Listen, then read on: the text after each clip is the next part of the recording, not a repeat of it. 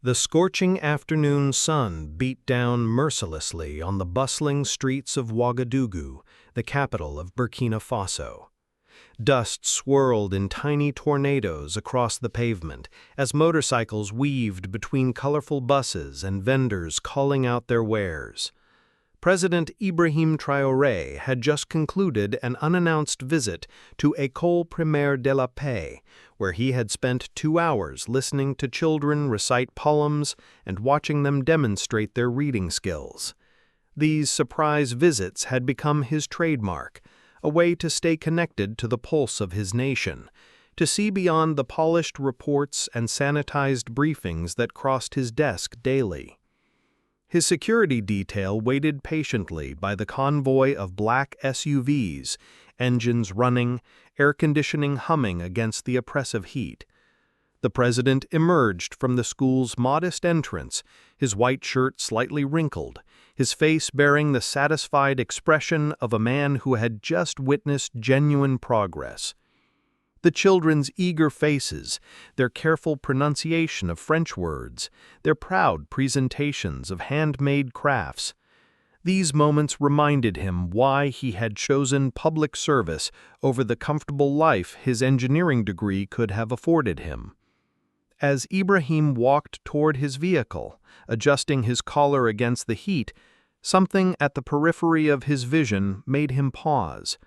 There, pressed against the crumbling wall of an abandoned shop, sat a figure that seemed almost part of the urban decay around him. The man's clothes were a patchwork of tears and stains, colors faded by sun and neglect until they resembled the dusty earth itself. His hair, once probably thick and black, now sprouted in uneven gray patches, giving him the appearance of premature aging that comes with severe hardship. Before the man sat a dented tin cup, containing perhaps a few coins, the modest harvest of a day's begging in this unforgiving city. Passers-by flowed around him like water around a stone, their eyes deliberately averted, their steps quickening as if poverty might be contagious. Children pointed until their mothers yanked their hands down, whispering sharp rebukes about staring. Ibrahim found himself frozen mid-step. There was something about the man's profile, the way he held his shoulders despite his obvious destitution, that triggered a memory buried deep in his mind. The president's security chief, Captain Sawadago, noticed his leader's sudden stillness and moved closer, hand instinctively moving toward his weapon. "Sir, is everything all right?"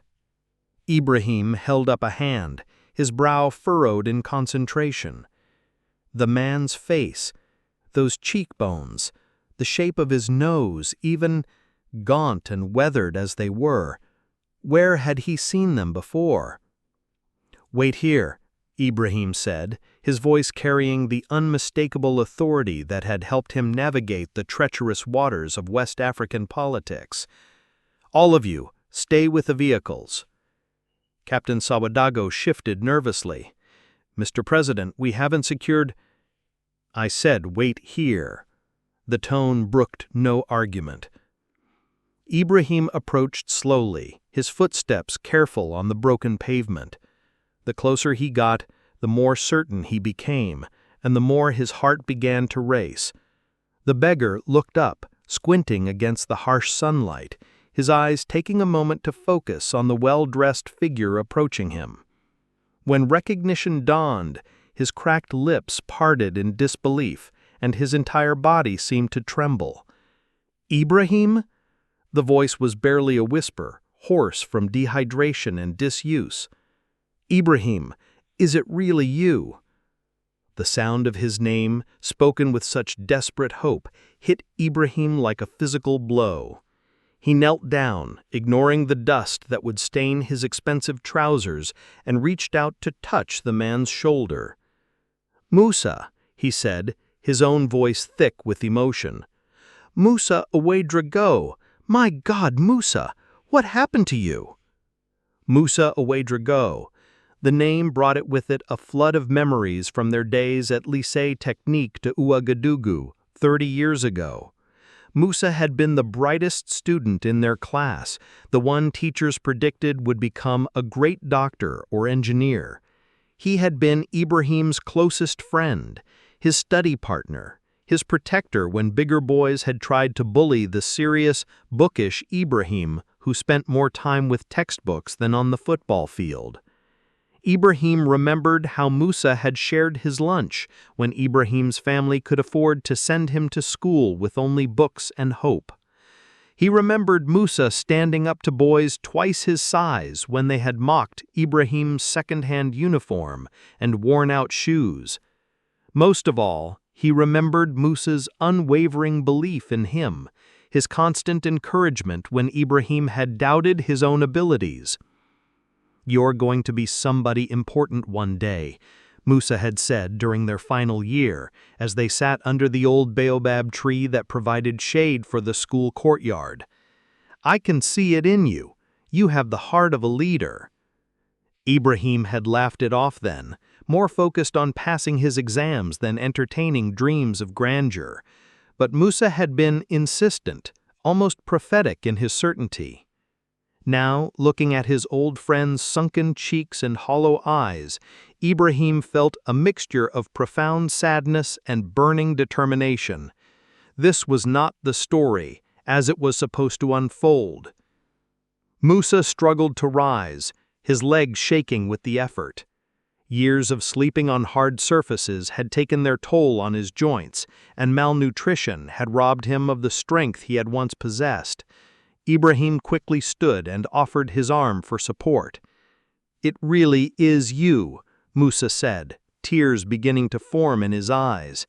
He quickly wiped them away with the back of his hand, a gesture that spoke of hard-learned lessons about showing vulnerability in public. "I saw you on television. I knew you had become president, but I never thought—" "Come with me," Ibrahim said, firmly. "We need to talk, and this is not the place for it." Musa glanced down at his bare feet, his toes curled against the hot pavement. "I can't, Ibrahim. Look at me. I'm not fit to enter your car, to be seen with you. The newspapers, your reputation." "You're my friend," Ibrahim replied, his tone leaving no room for argument.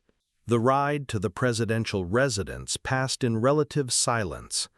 Musa sat stiffly in the leather seat, acutely aware of how out of place he appeared in the spotless interior of the presidential vehicle.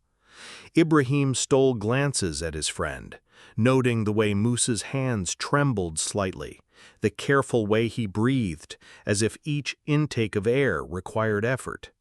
Whatever had happened to reduce Musa to this state had neither been quick nor merciful.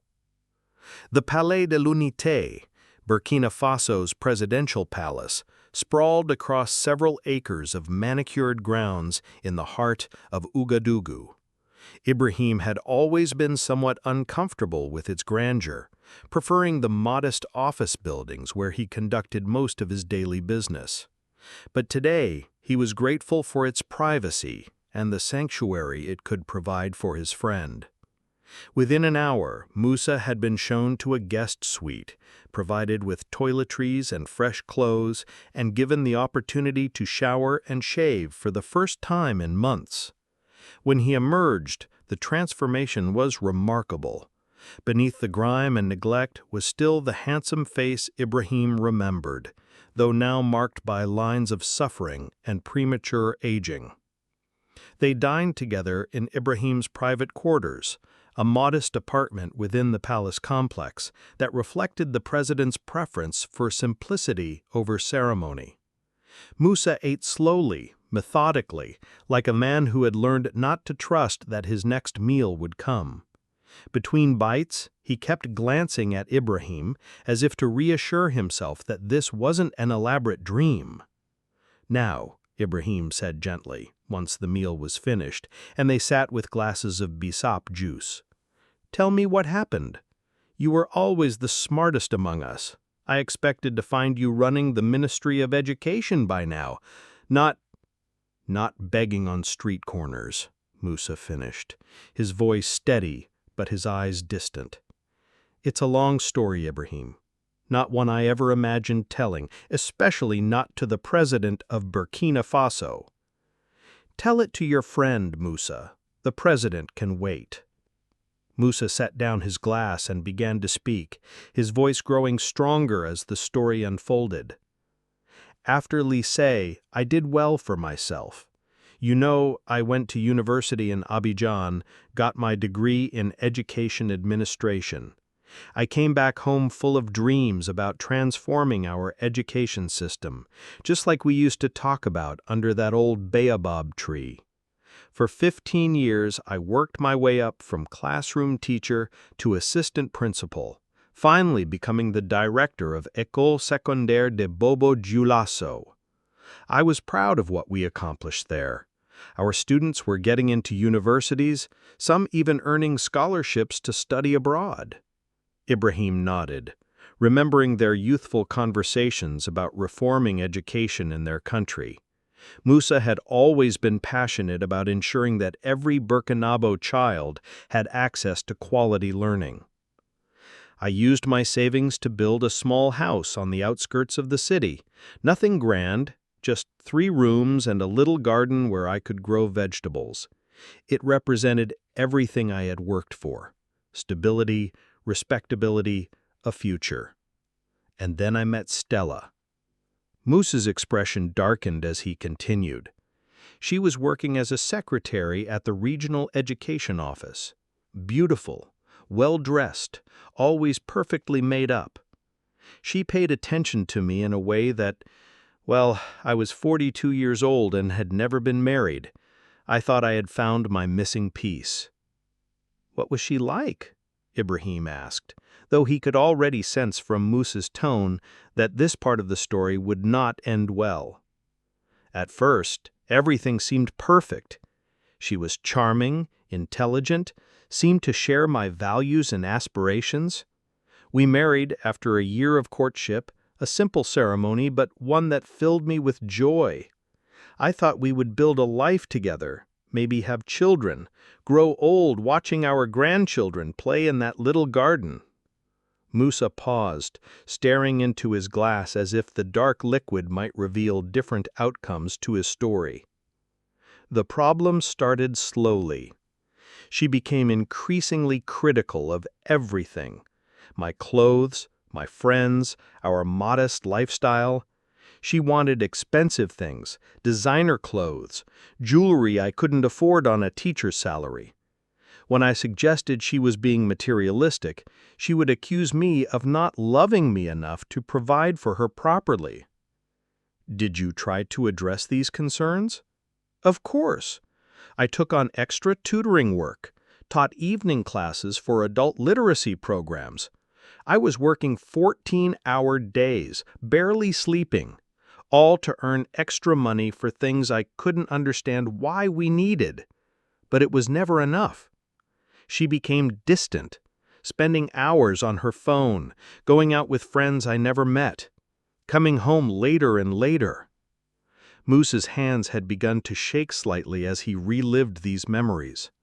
Ibrahim refilled his glass and waited patiently for him to continue. I told myself it was just a rough patch, that all marriages go through difficult periods. I ignored the warning signs because I didn't want to admit that I had made a mistake. One afternoon, I remember it was a Wednesday, October 15th, 3 years ago. I came home early because I wasn't feeling well. I had a fever and thought I might have malaria. The pain in Musa's voice was palpable now, and Ibrahim found himself leaning forward, dreading what was coming next. I opened the door to my own bedroom and found her there with another man. They weren't just talking, Ibrahim. They were in my bed. The bed I had saved for months to buy, covered by sheets I had given her as a wedding gift. What did you do? Nothing, Musa said, shame evident in his voice. I stood there, frozen, watching my world collapse. The man, he was younger than me, probably in his 30s, muscular, wearing expensive clothes. He just looked at me and laughed. Laughed at me in my own house. And Stella, she didn't even look embarrassed. She seemed almost relieved.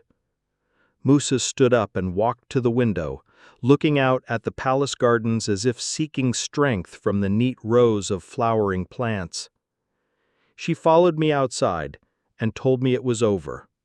Not apologetically, not with any regret.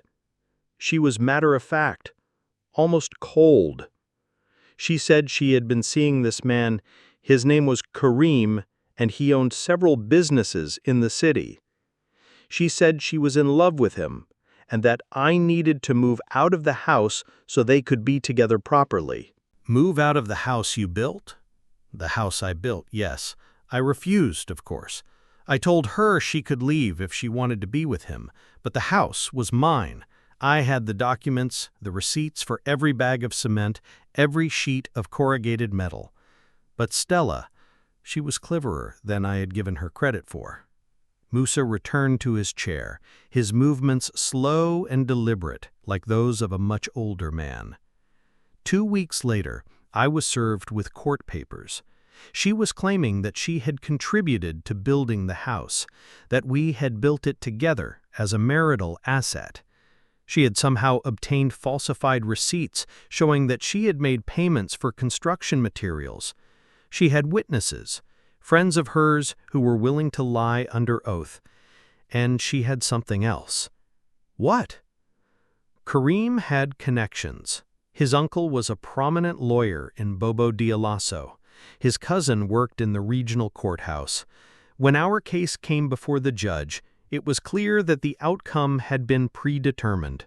Despite all my genuine documents, despite my testimony, the judge ruled that the house belonged equally to both of us, and that since Stella was claiming intimate partner violence, another lie, I was the one who had to leave.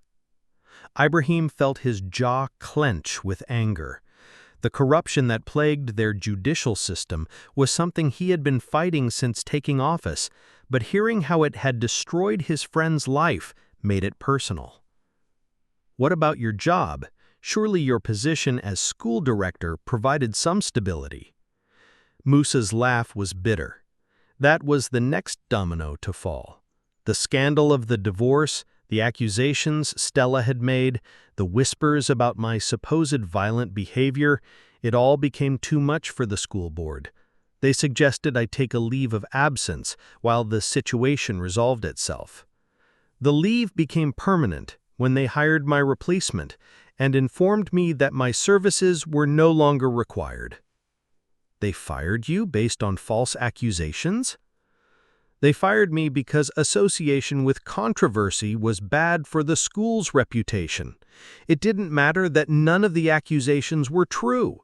In a small city like Bobo Dioulasso, reputation is everything, and mine had been destroyed. The next part of Musa's story emerged slowly, painfully, like a wound being cleaned.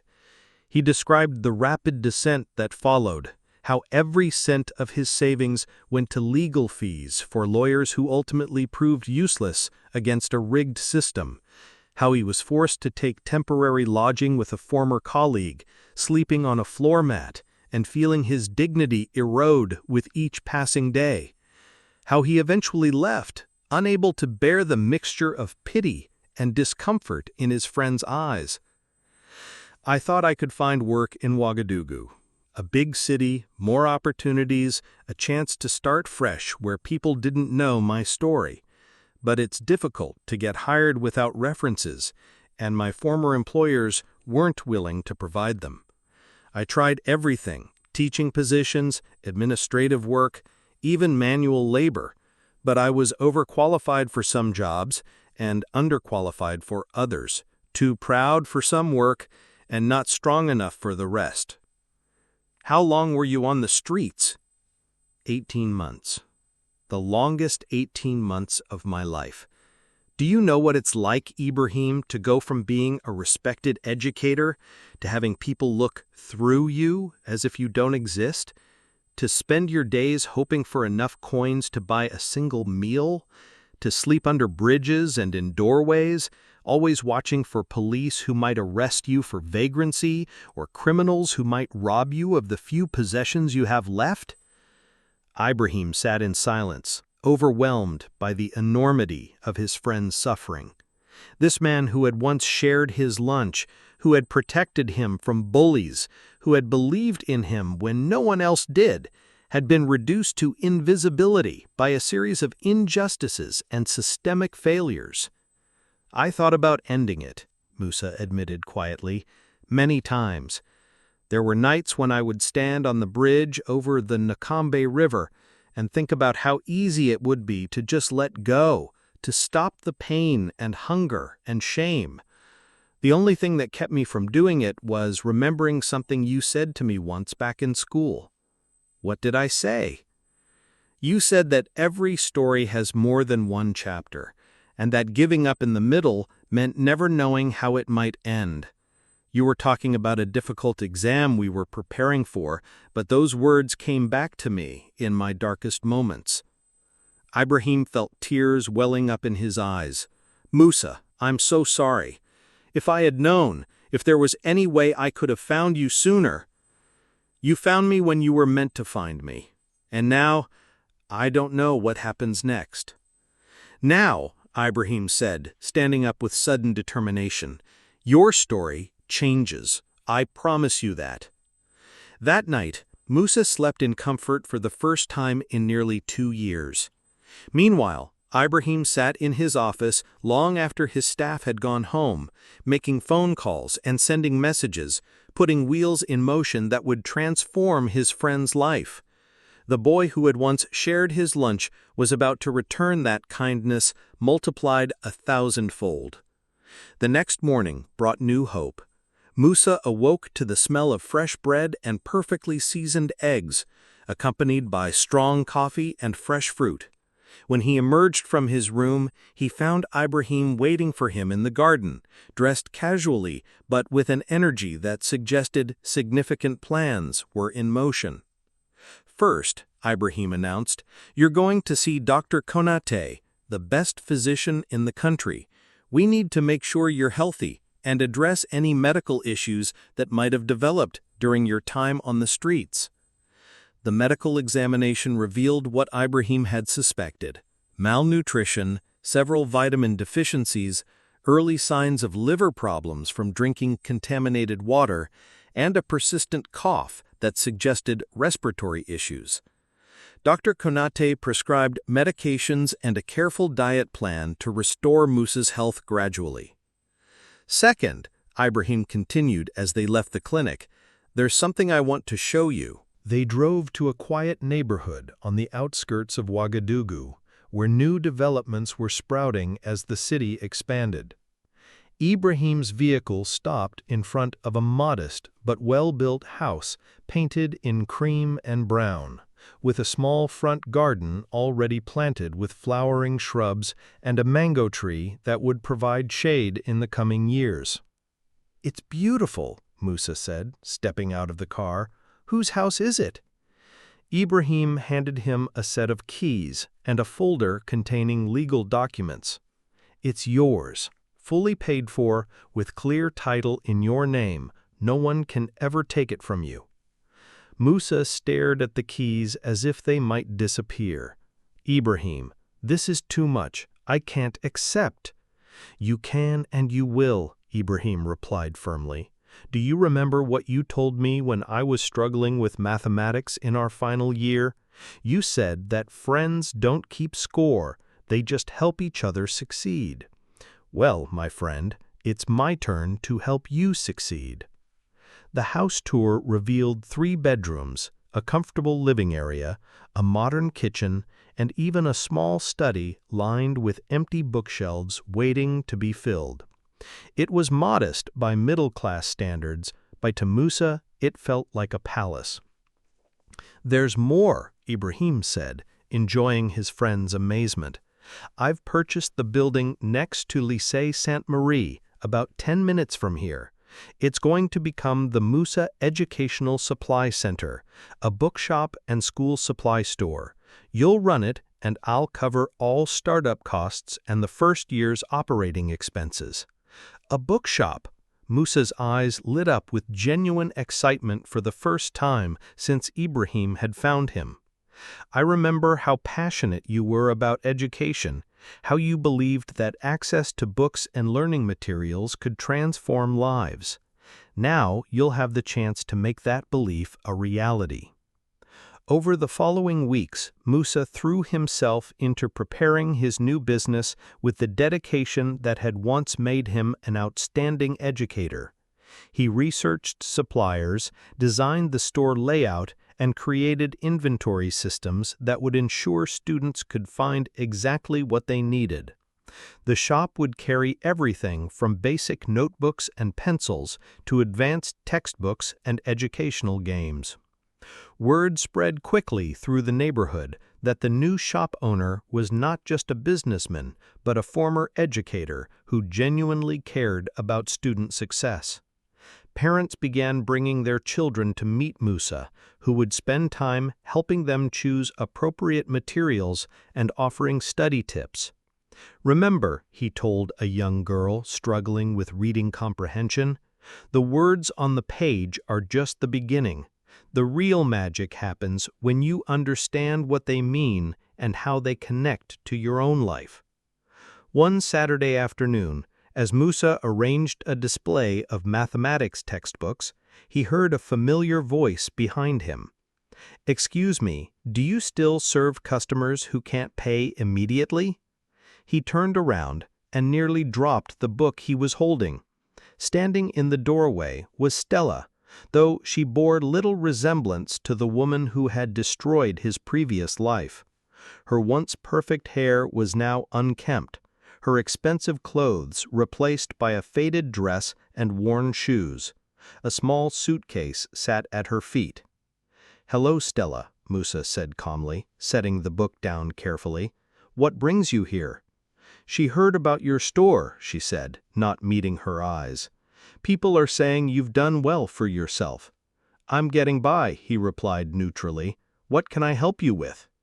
For a moment she seemed to struggle with words, then the facade crumbled.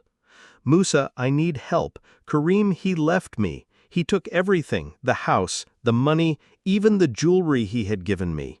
He's moved to Côte d'Ivoire with another woman, and I have nothing." "I'm sorry to hear that," Musa said, and meant it. Despite everything she had put him through, he felt no satisfaction in her suffering. "I was wondering, I thought, maybe—" She looked around the shop, taking in its warmth and prosperity. "Could I stay with you, just temporarily, until I get back on my feet?" Musa studied her face, seeing the desperation there, the fear of a woman who had gambled everything on a man who had proven unworthy of her trust. He thought about the nights he had spent on cold pavement, the hunger, the humiliation. Part of him remembered loving this woman, believing in their future together. "Stella," he said gently, "I forgave you a long time ago. Carrying anger would have destroyed me even more completely than I already was. But forgiveness doesn't mean forgetting, and it doesn't mean returning to something that was broken." She began to cry then, quiet tears that spoke of genuine despair. "Please, Musa, I know I don't deserve your help, but I have nowhere else to go." "I wish you well," he said, his voice kind but firm. "This is not your home, and I am not the man who can provide what you need. You made your choice 3 years ago, and I've made mine now." She nodded, understanding that this door was closed to her permanently. Without another word, she picked up her suitcase and walked out of the shop. Musa watched her go, feeling a complex mixture of sadness and relief. That evening he called Ibrahim. "She came to see me today," he said simply. "Stella? What did she want?" "A place to stay. Her new life didn't work out the way she had hoped." "And what did you tell her?" I told her no. Ibrahim's approval was evident in his voice. I'm proud of you, my friend. That couldn't have been easy. You didn't just give me a house and a business, you gave me back my dignity. That made the choice easy. Life settled into a comfortable rhythm. The shop thrived, becoming not just a place to buy supplies, but a community gathering spot, where students would come for informal tutoring and parents would seek advice about their children's education. Musa discovered that his years of hardship had given him a deeper understanding of struggle and resilience, making him an even better mentor than he had been as a school director. It was on a busy Friday morning, as he arranged a shipment of new textbooks, that Grace Sankara walked into his life. She entered the shop wearing a simple blue dress and carrying herself with the quiet confidence of someone comfortable in her own skin. Her smile was warm and genuine, her eyes bright with intelligence and kindness. "Good morning," she said. "I'm looking for advanced mathematics textbooks for senior secondary students." "Of course," Musa replied, leading her to the appropriate section. "What specific topics?" "Calculus and advanced algebra. I teach at Lycée Saint-Marie, and our current books are falling apart." As she selected the books she needed, she mentioned that she had noticed his practice of quietly helping students who couldn't afford supplies. "It reminds me of why I became a teacher. Sometimes the smallest kindnesses have the biggest impact." Their conversation flowed naturally, covering education philosophy, the challenges facing young people in Burkina Faso, and their shared belief in the transformative power of learning. When Grace left with her purchases, Musa found himself hoping she would return soon. She did return, initially for legitimate teaching supplies, but increasingly just to talk. Musa learned that she was a widow, raising her 12-year-old daughter Rachel alone after her husband had died in a car accident 5 years earlier. Like Musa, she understood loss and the long journey back to hope. Their friendship deepened gradually, built on shared values and mutual respect. Grace would sometimes bring lunch to share, and they would eat together in the small office behind the shop, discussing everything from pedagogy to philosophy. Rachel began visiting the shop after school, helping to organize inventory and reading in the corner Musa had set up specifically for young customers. "You're good with her," Grace observed one afternoon, watching Musa help Rachel with a difficult homework problem. "She's a wonderful child," Musa replied. "Bright, curious, kind-hearted. You've done a wonderful job raising her." "It hasn't been easy doing it alone," Grace admitted, "but watching her grow and learn makes every struggle worthwhile." As the months passed, Musa realized he was falling in love, not with the desperate, hungry love he had felt for Stella, but with something deeper and more sustainable. Grace represented everything he valued: intelligence, integrity, compassion, and strength. She had faced her own trials and emerged with her humanity intact. One evening, as they sat outside the shop watching the sunset paint the sky in brilliant oranges and purples, Musa made his decision. "Grace," he said, turning to face her fully, "these past months, getting to know you and Rachel, have been the happiest of my life. You've brought light into places I thought would always be dark." She looked at him with eyes that reflected the same feelings he was experiencing. "I never thought I would feel this way again," he continued. "After everything I've been through, I had convinced myself that love was something that happened to other people. But you've changed that." "Musa," she said softly, reaching for his hand, "you've changed my life too. You've shown Rachel and me what it means to have someone genuinely care about our well-being, not because they have to, but because they choose to." 3 months later, on a perfect Saturday afternoon in the garden behind his house, Musa knelt before Grace and Rachel with a simple ring in his hand. I don't have much to offer except love, respect, and the promise to spend my life trying to make you both happy. Grace, will you marry me? Rachel, will you let me be your father?" Through happy tears, Grace said yes. Rachel threw herself into Musa's arms, calling him Papa for the first time. Their wedding was intimate but joyful, attended by neighbors who had come to love and respect the man who had rebuilt his life with such grace. President Traoré served as best man, his presence lending dignity to the celebration while also demonstrating the deep friendship that had survived decades and tremendous hardships. In his wedding speech, Ibrahim spoke about the power of second chances and the importance of never giving up hope. He said, "Musa's story reminds us that our current circumstances are not our final destination. With courage, perseverance, and the support of true friends, we can write new chapters filled with joy and purpose." Life as a married man and father brought Musa fulfillment he never imagined possible. Grace's wisdom and Rachel's energy filled their home with laughter and love. The bookshop continued to flourish, expanding to include a small tutoring center where Musa worked with struggling students in the evenings.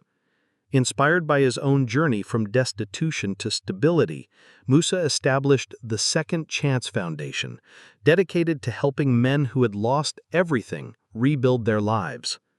The foundation provided temporary shelter, job training, and small business loans, giving men the tools they needed to regain their dignity and self-sufficiency.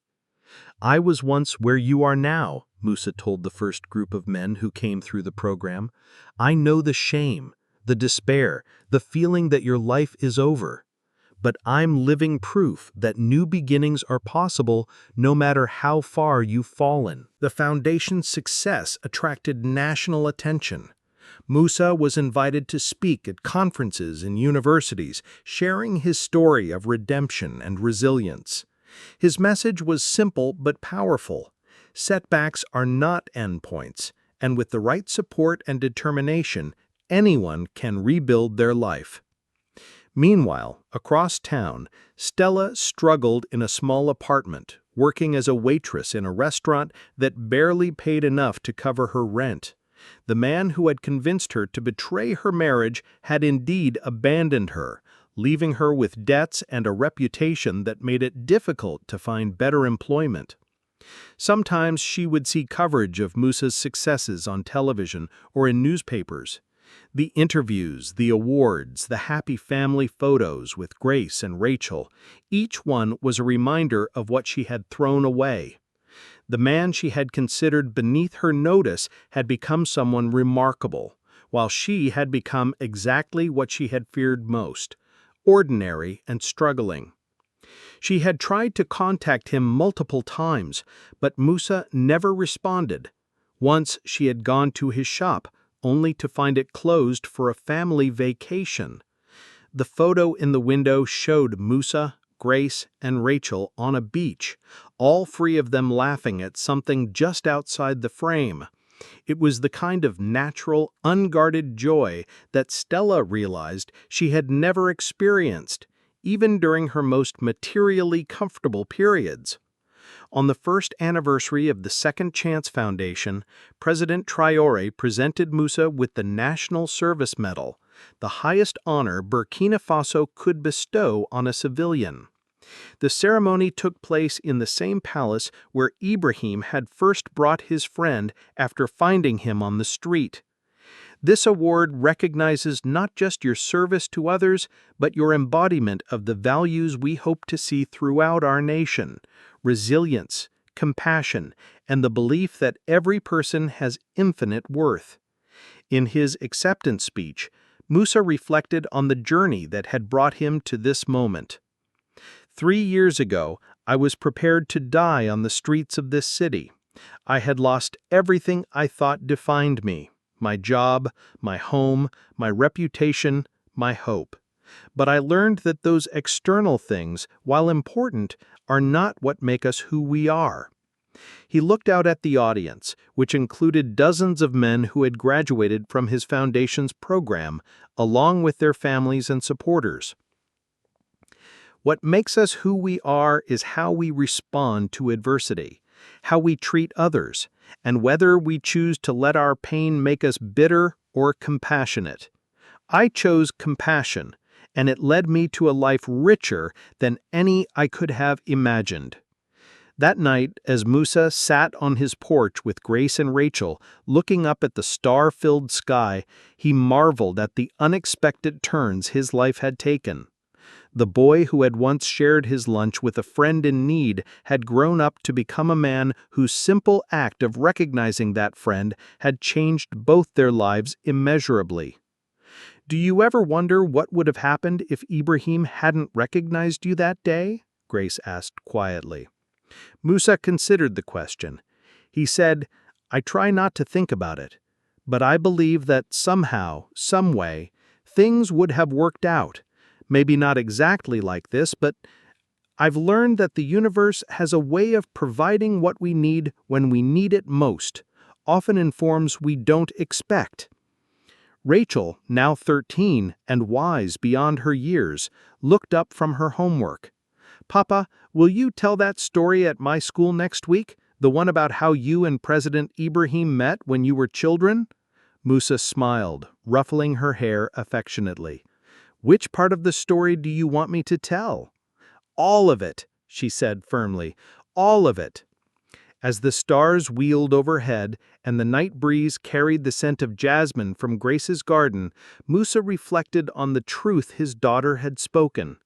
Difficult times don't last forever, but the stories of how we survive them, how we help each other through them, and how we choose to rebuild afterward, those stories last forever, passing from one generation to the next, carrying hope like a flame that can never be extinguished.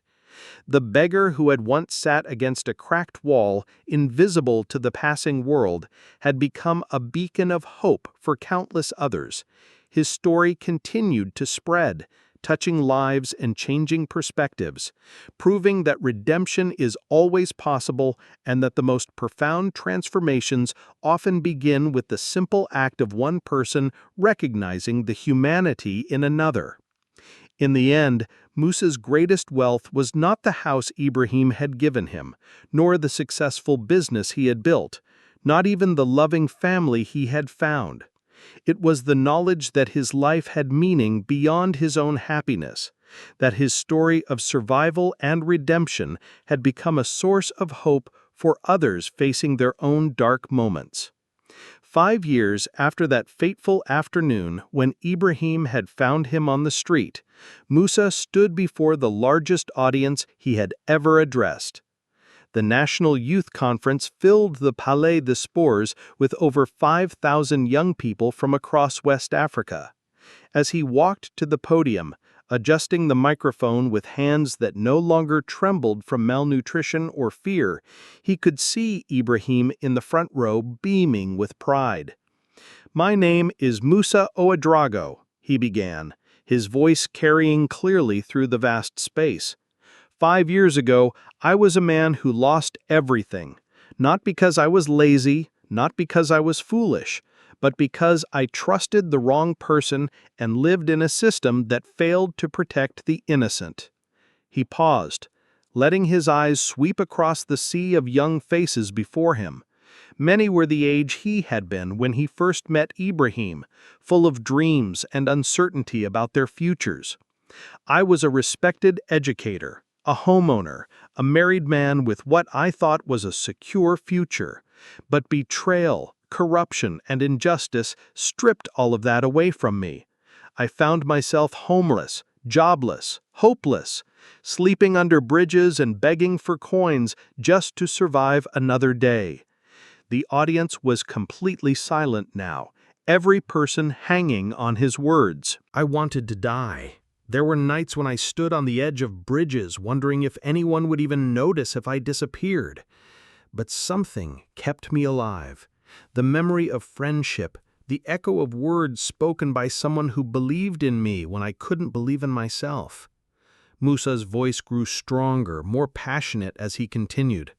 One scorching afternoon, as I sat against a wall with my begging cup, barely human in my own eyes, a man stopped and saw me, really saw me, not the beggar I had become, but the person I had always been, underneath the pain and degradation. That man was my childhood friend, Ibrahim Traoré, who is now your president. But more importantly, he was someone who understood that our circumstances do not define our worth. The applause that erupted was thunderous, but Musa raised his hand to quiet it. I am not telling you this story to praise my friend, though he deserves all praise. I'm telling you this because every single person in this room will face moments when life seems impossible, when you feel forgotten and worthless, when giving up seems like the only option.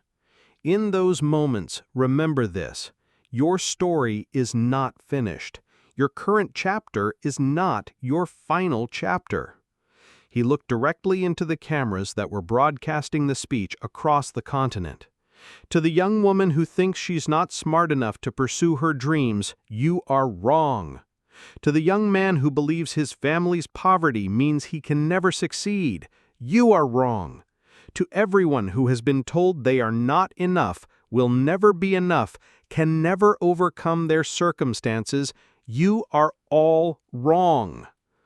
The energy in the room was electric now, thousands of young people leaning forward, absorbing every word. But here's what I learned during my darkest days. You cannot wait for someone else to save you. Help may come, and I pray it does, but your salvation must begin with your own refusal to surrender. Every morning you choose to keep going. Every small act of kindness you show others, every moment you hold on to hope, these are acts of rebellion against the forces that want to destroy you. Musa's voice softened, becoming more intimate despite the vast audience. Today I stand before you as a husband to a wonderful woman, a father to a brilliant daughter, a successful business owner, and the founder of an organization that has helped over 200 men rebuild their lives. I'm not telling you this to boast, but to show you what is possible when you refuse to let your worst moments define your entire existence. He paused, thinking of all the people whose lives had been touched by his story, all the men who had graduated from his foundation and gone on to rebuild their own families and dreams. The best revenge against injustice is not anger or bitterness. It is joy, success, and the decision to use your pain to help others heal. When my ex-wife left me for another man, when corrupt officials took away everything I had worked for, when society turned its back on me, I could have chosen hatred. Instead, I chose hope.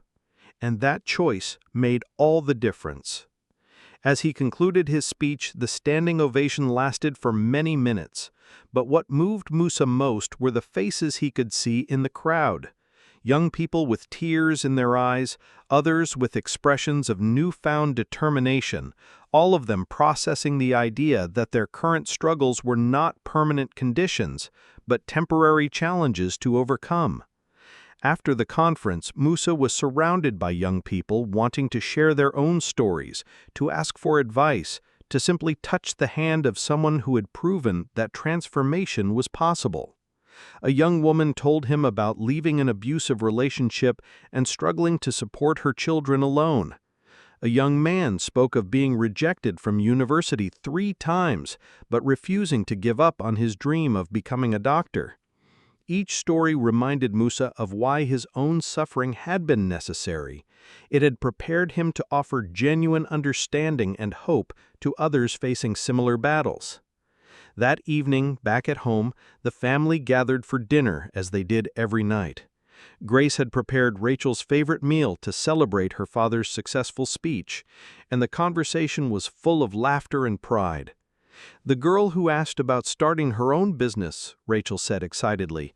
"She reminded me of you, Mama, when you told me about how scared you were to go back to teaching after Papa died." Grace smiled, remembering those early days of widowhood when every decision felt overwhelming. "Fear is natural," she said, "but Papa Musa has taught us that courage isn't the absence of fear, it's moving forward despite being afraid."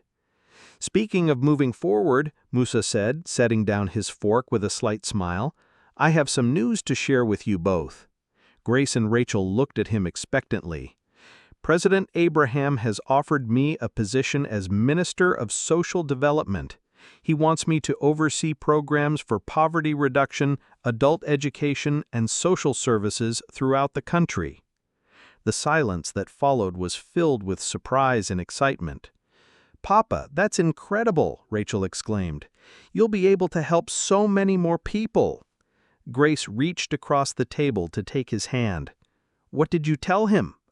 "I told him I needed to discuss it with my family first. This would mean more travel, more time away from the shop and the foundation, more public scrutiny. I wanted to make sure you both understood what we'd be taking on." "What do you want to do?" Grace asked. Musa considered the question carefully. 5 years ago, I thought my purpose was to be a school director in Bobo Dioulasso, to influence maybe a few hundred students during my career. Then life took that away from me, and I discovered that my real purpose was much larger. The shop, the foundation, the speaking engagements, they've all been preparation for something bigger. He looked around the table at the two most important people in his world. I think this is what I've been preparing for. A chance to create systematic change, to build programs that will prevent other people from falling through the cracks the way I did, but only if you both support it. "Of course we support it," Grace said immediately. "This is your calling, Musa. We've watched you grow into it step by step." Rachel nodded enthusiastically. "And I can help. I could work with the youth programs during school holidays." 3 months later, Minister Musa Ouedraogo was sworn in during a ceremony attended by dignitaries from across Africa. In his acceptance speech, he spoke about the importance of building a society where temporary setbacks don't become permanent tragedies, where everyone has access to second chances, and where success is measured not just by individual achievement, but how well we lift up those around us. His first initiative as minister was the expansion of the Second Chance Foundation into a national program, with centers in every major city providing job training, mental health support, and small business loans to people who had experienced significant life disruptions.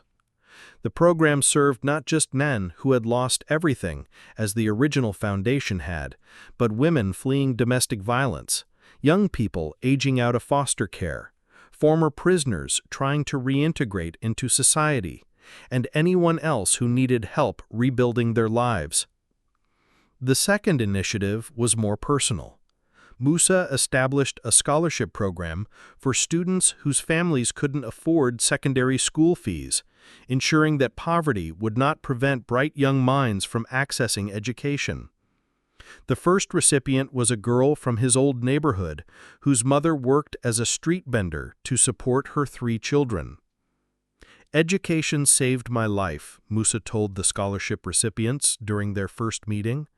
"Not just the formal learning, but the relationships I built, the teachers who believed in me, the friend who shared his lunch when I had none. Education is about more than acquiring knowledge. It's about becoming part of a community that supports each other's growth." As his programs expanded and his influence grew, Musa never forgot the importance of staying connected to individual stories. Once a month, he would visit one of the Second Chance centers personally, sitting down with participants to hear their struggles and celebrate their progress. These visits kept him grounded, reminding him that statistics and policy papers represented real human beings with real dreams and fears. One such visit brought him face to face with a familiar story. At the center in Bobo Dioulasso, he met a man named Draman, whose wife had left him for a wealthier man, taking their children and convincing a judge to award them their shared property based on false testimony. Dramon had lost his job as a result of the scandal and had been living on the streets for 8 months before finding his way to the center.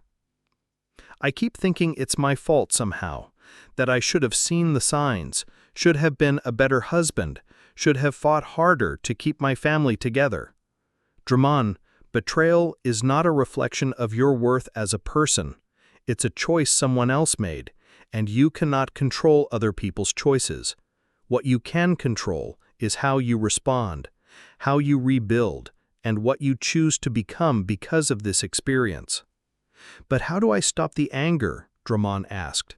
Every time I think about her with him, about my children calling another man father, I feel like I'm going to explode. The anger is natural, Musa replied. I felt it too.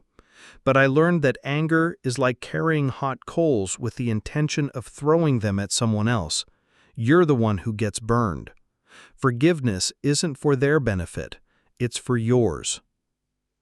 Over the next several months, Musa worked personally with Dramon, helping him develop job skills, process his emotions, and gradually rebuild his confidence. When Dramon graduated from the program and opened a small motorcycle repair shop, Musa was there to celebrate with him. "You saved my life," Dramon said, embracing his mentor. "No," Musa replied. "You saved your own life. I just helped you remember that it was worth saving." Stories like Dramon's became the fuel that powered Musa's continued work. Each success reinforced his belief that redemption was possible for anyone willing to do the difficult work of rebuilding. Each failure taught him something new about the complexities of human nature and the need for patience and persistence. As his 7th year as minister began, Musa received word that his story had inspired the creation of similar programs in neighboring countries. Ghana, Mali, and Senegal had all reached out asking for technical assistance in establishing their own versions of the Second Chance Foundation. What had begun as one man's personal recovery had grown into a regional movement for social transformation. But perhaps the most meaningful recognition came from an unexpected source.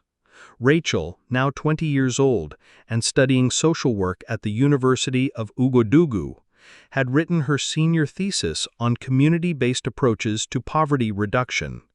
Her research focused on the Second Chance Foundation and its impact on participants' long-term outcomes. "Papa, I want you to know that everything I've learned about resilience, compassion, and service, I learned by watching you. You didn't just rebuild your own life. You showed me and thousands of other people what it means to transform pain into purpose." That evening, as Musa read through Rachel's academic analysis of his work, he was struck by how she had captured something he had never fully articulated: the idea that personal healing and social change were intimately connected. By helping individuals recover from trauma and displacement, the foundation was also healing communities, families, and society as a whole. Late one night, as he prepared a speech for an international conference on poverty reduction, Musa's phone rang. The caller ID showed a number he didn't recognize, but something compelled him to answer. "Hello? Minister Ouagadougou? This is Stella." Musa set down his pen, genuinely surprised. It had been 5 years since their last encounter at his shop. "Hello, Stella, how are you?" I wanted to congratulate you on your appointment. I saw the ceremony on television." Her voice was quiet, uncertain. "And I wanted to apologize." "You don't need to." "Yes, I do," she interrupted. "I destroyed something good because I was greedy and foolish. I hurt someone who never deserved it, and I've spent the last 10 years watching you become everything I knew you could be, Her voice trailed off. "While you what?" "While I became everything I was afraid of becoming when I was with you. Ordinary, struggling, alone." She was crying now, but trying to control it. I'm not calling to ask for anything, Musa. I just wanted you to know that I understand now what I threw away, and I'm sorry. I'm truly, deeply sorry." Musa sat in silence for a moment, feeling a complex mixture of sadness, closure, and peace. "Stella," he said finally, "I forgave you years ago, not because you deserved it, but because I needed to forgive you in order to move forward. I hope you find your peace too." "Thank you," she whispered. "And Musa, I'm proud of who you've become. I'm proud to have known you, even though I didn't appreciate it at the time." After she hung up, Musa sat quietly in his office, processing the conversation. Tomorrow he would fly to Geneva to address the United Nations about sustainable approaches to poverty reduction. Next month he would break ground on the 100th Second Chance Center. His life was full of purpose, love, and impact beyond anything he could have imagined during his darkest days. But tonight he was simply grateful. Grateful for Ibrahim's friendship, for Grace's love, for Rachel's admiration, for the opportunity to transform his pain into a source of healing for others. Most of all, he was grateful for the choice he had made years ago to keep living, to keep hoping, to believe that his story wasn't finished.